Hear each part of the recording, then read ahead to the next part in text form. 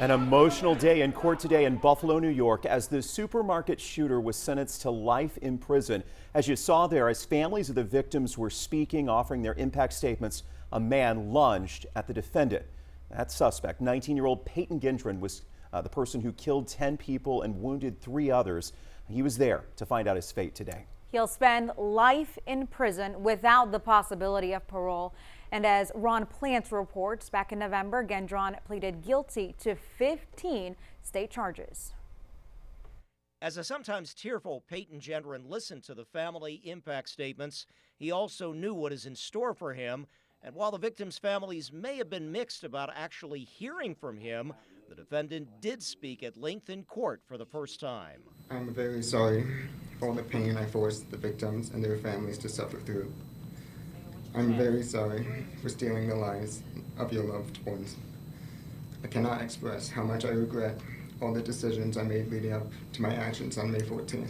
After his guilty plea in late November, it was time for Judge Susan Egan to formally hand down the sentence of life in prison without parole for charges including a domestic terrorism hate crime, as well as 10 counts of murder and 3 counts of attempted murder. And the people you have hurt are too valuable to this community.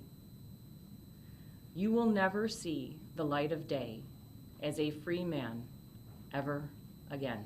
District Attorney John Flynn says Gendron's conviction was the first ever for that New York State domestic terrorism statute, which also included a review of his online racial hatred manifesto and social media influences. But otherwise, and we had a motive here all along.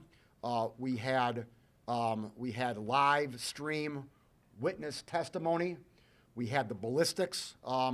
We had the weapon. We had pretty much a slam dunk case. In court today, he expressed remorse for the terrible racist crimes he committed, and he apologized to those he hurt so much. He also urged others who have been similarly poisoned by hate not to follow in his footsteps.